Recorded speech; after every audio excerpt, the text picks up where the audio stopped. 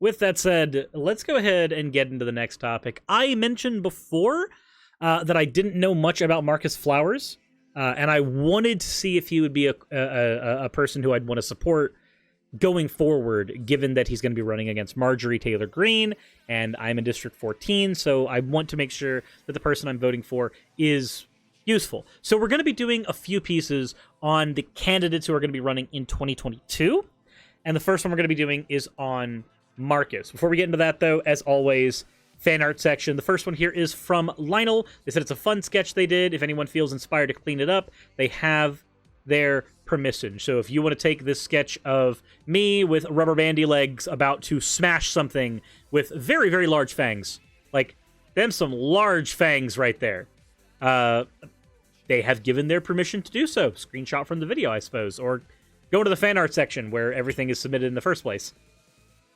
Next, we have a piece from Gray Sky. Said, way too late for this .jpeg. Likely they'll wake up, look at this, and go, oh wow, why did I post this?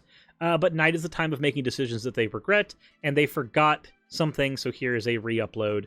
So, I'm going to be honest, I don't see anything wrong with this. Like, this is perfectly fine. I also like the little, like, runes, like the ruination on the belt. Like, that's something that isn't done a lot of times on my character, and I like that attention to detail. I do. So, thank you very much for that, Gray Sky. Don't feel bad for posting it. Any fan art in there is encouraged, and it's all fucking appreciated. As always, if you guys want to see your fan art submitted on any particular episode, the best way to do so is to drop it into the fan art section of the Discord. With that said, this was sent to me. It is from NewRepublic.com, but it's about the murky past of congressional candidate Marcus Flowers. Now, as usual, when we go into something like this, let's go ahead and just do a quick media bias fact check. We're still going to read the article in any case, but this will cover, or this will color the way that we look at it. So, the New Republic.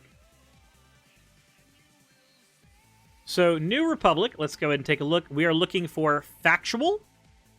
Okay, so we do have a decently high left-leaning bias.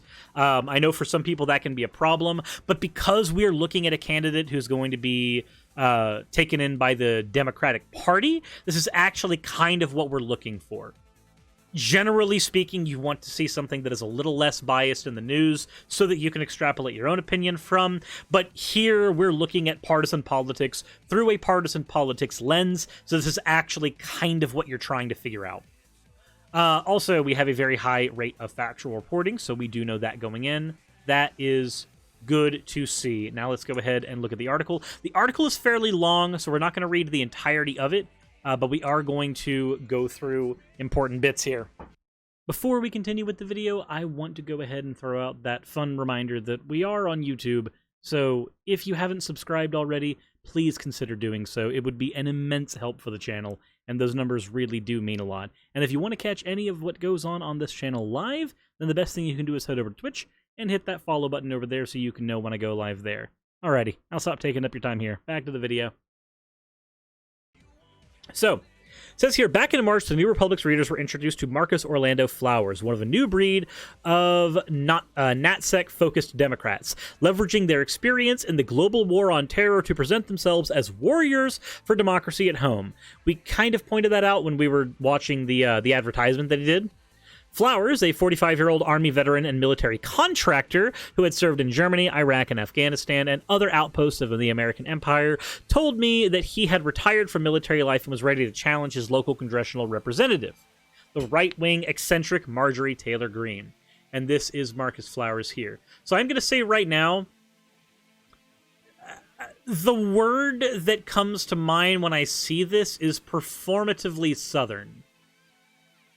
I'm not trying to say anything bad about Marcus here. I would like a chance to sit down and talk with him myself. But this getup is performatively Southern to me. This is what we see in the South when we see people LARPing as cowboys. The blue jeans, the t-shirt, the almost like businessman coat with the cowboy hat, and the giant fucking like Texas belt buckle. This is performative Southern right here.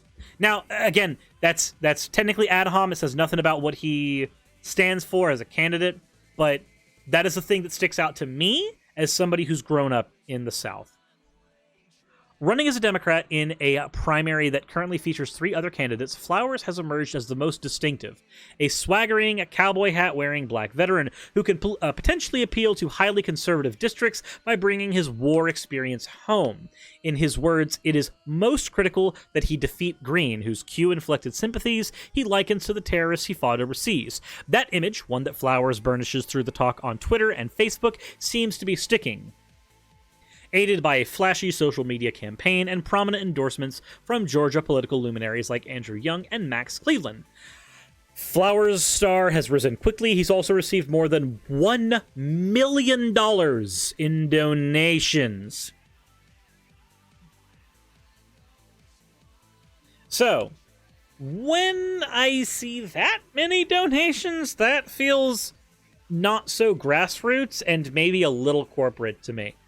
But I don't know. I haven't sat down and followed the money, so I do not know. In early June, the New Yorker ran a talk of the town piece about Flowers being kicked out of a Marjorie Taylor Greene event. That kind of headline-grabbing stunt that seems all but assured to happen given the circumstances.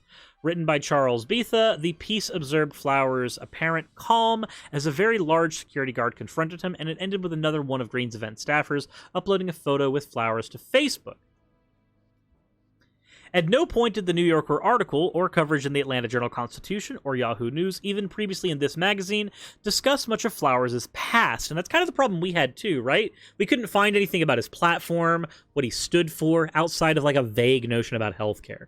So this is in line with what we found in the last video. The congressional candidate has been a cipher by design, speaking in vague terms about his work experiences and personal life. When he's asked, this is a part that I am concerned about. Also, not legally responsible. Thank you for redeeming your points for an hada hada. You fucking strange person. This is a part that I find kind of weird. When asked about his military contracting, he says not Blackwater. Now, cool that it's not Blackwater. I don't want that PragerU-sponsored bullshit in my town anyway, but I would want to know what kind of military contracting you're doing. I would like to know. If I'm going to be putting my vote towards you as a candidate, I want to know about your past. I want to know about your business past. I want to know about how you operated when you were in the military. These are things I want to know because these are things that are going to color your character going forward for me as a person. Because here's the thing. Lofty ambitions are great for the President of the United States. They are great for the governor of an entire state. But when I'm trying to hire my local candidates, when I'm trying to get those, I want somebody with integrity. I want somebody who I can sit down and reasonably think that I could have a conversation with this person and they could hear my needs. This is something that, especially here in this district, we don't get. Local politicians, aside from holding like events, don't really talk to the people here. So he says that the scope of his duties were in logistics and procurement. These were the words that were tossed around in a previous interview with the New Republic. But where has he been over the last 20 years? What did he actually do? Well, it's hard to say. He did check in Baghdad on Facebook on December 13th, 2003. Facebook wasn't introduced until 2004, meaning Flowers applied the check-in retroactively. Additional research and reporting has allowed the New Republic to uncover more about Flowers' past, including the names of his previous employers and details about his tumultuous marriage with his ex-wife, a Russian national named Svetla Chadanova, which I'm saying that incorrectly, but he met her in Afghanistan. Together, this news reporting shows that Flowers' blanket secrecy may be in place for a reason. However complicated their lives, political figures are expected to abide by a certain amount of transparency and ethical conduct. It is possible that Flowers' actions fly in the face of these standards. Still, without the potential congressional candidate talking more candidly about his life, we may never know. So this is to let us know that everything we're going to be getting into is speculation. These are not wholly confirmed things. There are individual facts in here that are going to be confirmed, but they are, a lot of these things are going to be extrapolations. And those extrapolations need to be understood going in. It says some of the mysteries surrounding Flowers' life is simply strange. Perhaps it's the culture of secrecy he emerged from as a figure from the military or as a military contractor, but it's not clear why he refuses to even name his previous employers. He's mentioned the Department of Defense and the Department of State, but not any private contractors. That can be fixed now. According to a work history found online and later confirmed by his campaign, Flowers worked for DynCorp, a massive defense contractor that, last year, was purchased by a company called Amentum. He also worked at a lesser-known contractor like the Research Triangle Institute and Partisans INT. A representative from Amentum refused to comment on whether Flowers ever worked for DynCorp. So, I do not know these areas. I do not know... Also, Witch Phelan, thank you very much for redeeming your points, friend. Oh, well. But I do not know these individual places. I do not know their history, and I do not know what all they delve in. So this is information that I am throwing to you guys. You can make your decisions based off of this. We know at least a little bit of where he's worked before from this. In the early 2000s, Flowers ran his own small firm called Total Logistics Services, or Total Logistics. It was registered in New Orleans and Alabama. The businesses appeared to be defunct. It earned tens of thousands in contracts during the George Bush years, largely for translation services performed in Romania. Total Logistics Services was also required to pay back thousands of dollars to the Army for reasons that are unclear in the available online contracting data. But such clawbacks can occur for various reasons, including if not all work is fulfilled. According to Flowers' campaign, Total Logistics Services never received any disbursements under any contract that were later paid back. Reach for comment by phone. Katja Whitmer, who's named as a partner in Total Logistics Services business filings and apparently once shared a home with Flowers, was surprised to learn that Flowers was running for Congress. After agreeing to an interview to take place the next day, Whitmer did not respond to further calls and messages. That is weird. Most often, my personal expectation, and by speculation, logistics and procurements usually means a lot less than savory stuff. Fair enough. Pathak, I did not see the debate of Destiny with the Groiper. I don't care about individual Groipers. They're borderline, like... I don't want to say inhuman, because that would be dehumanizing, and it wouldn't be fair to them. But I think that people that legitimately identify themselves as Groipers are not worth the time of day. His hesitance to disclose his employment history is an odd choice, seeing as he's running in a race against an opponent who's already demonstrated a willingness to deploy paranoid brands of politics, in which a so-called deep state actor takes on an outsized malevolence. Only after repeated requests did his campaign offer this statement about the work experience.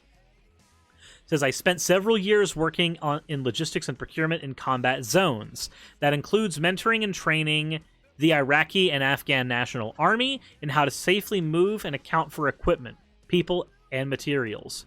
That included at one point meeting with Afghan warlords to negotiate safe passage of critical infrastructure through territories under their control. It was an honor to be a small part of helping these brave Afghanis and Iraqis stand up their new governments.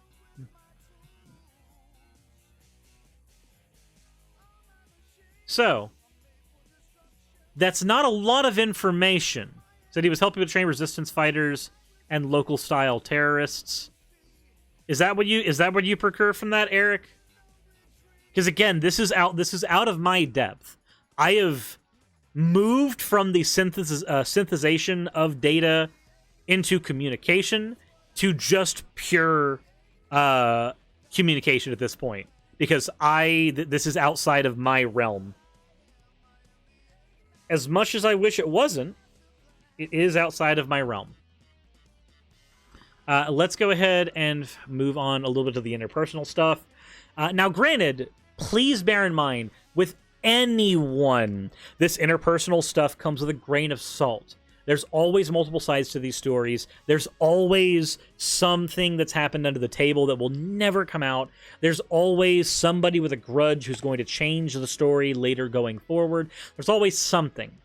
However, I have no way of discerning any of that, so I'm going to just go ahead and show this information as it is. But please, please, please, please, please take this with the gigantic grain of salt. In July 2016, Flowers was living in Oklahoma with Chudinova and their 2-year-old daughter. Chudinova was the Russian national that was talked about before. Flowers and his ex-wife, Chudinova and him are no longer married, who got married about a week before their child was born, had a tumultuous relationship marked by mutual recrimination and accusations of emotional abuse and infidelity. According to claims Chudinova later made in court filings, Flowers had tried to evict her several times. In Flowers' view, Chudinova had been erratic and a neglectful mother. On July 5th, Flowers told Chudinova to accompany him to Walmart. Chudinova, who was not a U.S. citizen and who had struggled to adjust to life in this country, took nothing with her. Instead of Walmart, they arrived at a homeless shelter, where Flowers told her to get out of the car.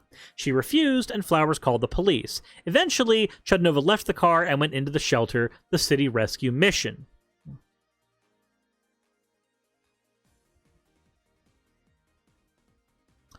What? That's weird. Again, there's information that's missing here. There's all kinds of context we don't have. This all has to be taken with the biggest grain of salt. But what the fuck? Leaving your wife at a homeless shelter and just abandoning them after lying to them that you're going to a Walmart? Really? That's a thing you did? Like, what am I supposed to assume you would do as a candidate representing me and my district if this is the way you comport yourself with your supposed loved ones? I don't know. I don't know how to feel about that information there. Again, grain of salt. I have no idea what the other information here. It could be that everything that happened here, this was a last resort for Marcus, and he needed to do this in order to keep his children safe or something. I don't know. I don't know. I can't come down on either Marcus or his wife with this particular scenario because I just do not have the information required to make that judgment. It says here that this is not the end of the dealings between them, though, but it's perhaps the most shocking known event from their relationship, and it's one that Flowers doesn't dispute. In court filings, he claims that Chudinova was deceitful and a poor homemaker, and that he consulted with the city rescue mission before dumping her there. Flowers claimed that Chudinova's behavior, including allegations that she performed sex work, would jeopardize his security clearance. Said, I felt she had a personality disorder that was not previously disclosed. He told a judge he thought the rescue mission could help with counseling and housing.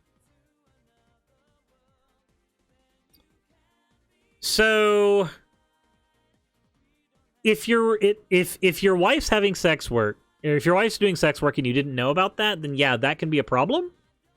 If there's I've myself have dealt with the issues of having somebody who had a personality disorder, and we had to find a way of getting them out of the house safely after they had tried to attack themselves. Already been down this road before. If it may be in this scenario that what Marcus is doing is understandable. Because at that point, like, when you're dealing with somebody who is unpredictable and unsafe, and you have to get them out of your house, that can be a problem. And if they will not willingly get admitted in any way, shape, or form, sometimes you have to do what you have to do. But again, I'm missing all kinds of critical information. Right now, I'm transposing my lived experience onto Marcus and coming out sympathetic as a result, but I don't have the information required there. Like in my scenario, I have perfect information. I know everything that went on. It happened in my house. Marcus's scenario, I don't have perfect information, so I can't make that judgment call. After a series of court battles, Flowers prevailed over Chudinova, and the two are now divorced. He retains primary custody over the child, and courts in Oklahoma and Georgia have repeatedly ruled in Flowers' favor, despite accusations that he threatened to strike his wife, that he failed to help her secure citizenship, and that he refused to repay a $10,000 loan that Chudinova's mother or to Chudnova's mother, all of which Flowers denied. Chudnova claimed at one point that Flowers forced her under threat of deportation to sign a divorce agreement. Flowers denied this and said that he helped Chudnova renew her passport. I don't see what renewing the passport has to do with anything.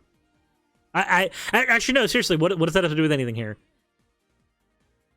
Like, I know that, like, the divorce paper under threat of deportation is a thing, but, like, the other part of the ultimatum could be renewing the passport.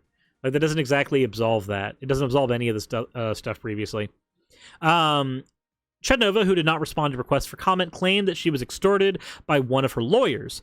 Some of her court filings appear in broken English and without proper paperwork, which possibly stymied her custody fight. One judge also admonished and ruled against her for telling her daughter that Flowers was a liar, a moment that was recorded.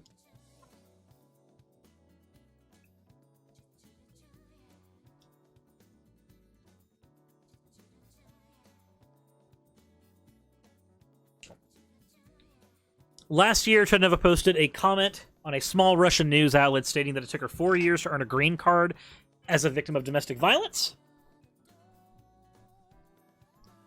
According to a police report furnished by the campaign in February 2017, a woman identified as Azatalana, who the campaign claims is Chudnova, called 911 regarding threats from the man she lived with after Flowers.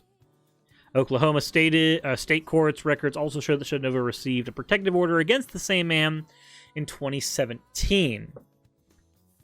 Okay, so in posting to an obscure Russian media outlet's comment section, Chudnova appeared to have been desperate to find help but uncertain how to do so.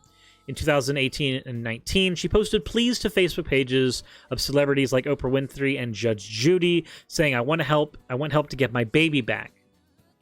The post included a murky video, almost 4 minutes long, in which Flowers grabs their daughter, who is screaming for her mother, and carries her out of the house. The video can appear distressing, but it's also difficult to follow. That's kind of the way I feel about most of this. Like, all of this is distressing in that it happened, but I really have no idea how to feel about any of this. I don't.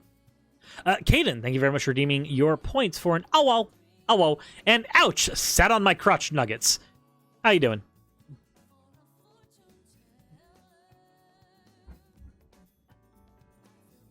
So,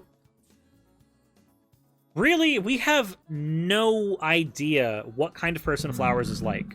We don't. Even with this information, this doesn't tell us a whole lot. He seems like people with problems escalating off each other type of thing. Yeah, that could be the case. Like, if Marcus has issues, and again, a lot of people who are post-military have a lot of mental issues. And it's not something that's wrong with them, per se. It's that time in the military, it breaks you. Like, you get broken down as a person just going through boot camp, not to mention going into a combat zone. Like, that stuff sticks with you, and it fucks with you. So, it could very well be that there's a damaged person there fighting a damaged person. Like, it's hard to know. We're going to read the conclusion of the article, and then we will conclude the actual episode. But friends and former colleagues of Flowers declined to speak on the record. While some of the grim details of Flowers' former marriage have been confirmed by court records, much remains unknown about his personal and work history. It remains exceedingly strange that this deep state-like figure would expect to step into public life without opening his past to scrutiny. But if Donald Trump showed anything, it's that today's politicians can get away with far more than one might expect. It just takes some bravado and indifference to consequence, and an ability to tell a compelling story that your audience, in this case Democratic Party marchers, hoping that there's a magic kind of candidate who can evict Marjorie Taylor Greene from the red district, wants to believe. And therein lies my problem.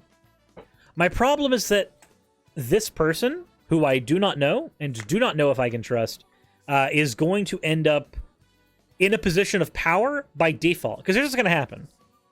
If District 14 goes blue, temporarily, just to get rid of Marjorie, there are multiple candidates who are fighting for that spot right now. There are multiple candidates in the Democratic Party who are trying to fight for it. And we're going to go over the other ones in other episodes. But in this one right now, when I try to make a judgment call on Marcus, I can't. And that's the thing that bothers me.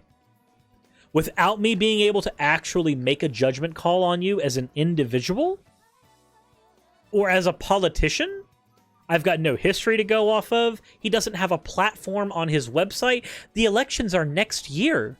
The elections are not that far away.